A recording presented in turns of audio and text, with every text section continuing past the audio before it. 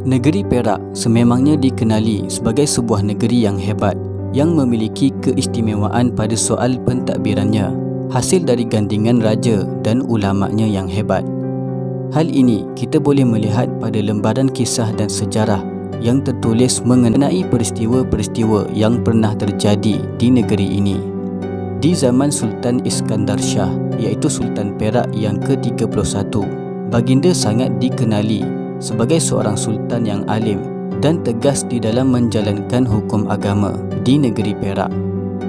Di antara kisahnya yang masyhur, pada suatu ketika baginda pernah mengundang para agamawan di negeri Perak hadir ke majlis berbuka puasa di istananya di Bukit Candan.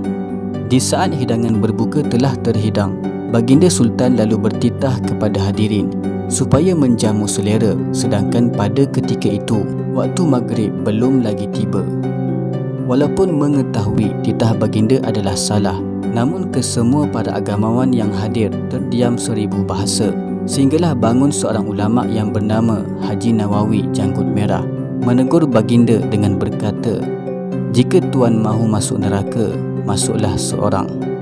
Melihat ada yang berani menegurnya, baginda merasa gembira kerana baginda sememangnya hanya mahu menguji para agamawan yang ada di negerinya. Sejurus selepas ditegur, baginda lalu bersuara dengan berkata, "Nasib baiklah di Perak ini masih ada lagi orang yang berani menegur beta." Kisah-kisah seperti ini tidak hanya terhenti di zaman silam sahaja, kerana di zaman kontemporari ini, negeri Perak juga memiliki sejarah yang hampir sama.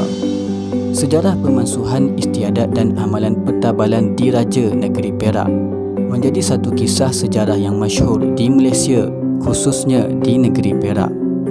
Walaupun istiadat dan amalan-amalan tersebut telah lama diamalkan turun-temurun, namun oleh kerana istiadat dan amalan-amalan itu mengandungi unsur-unsur yang bercanggah dengan ajaran Islam, akhirnya pada penghujung abad ke-20 ia dimansuhkan dengan diperkenankan oleh Sultan Perak sendiri.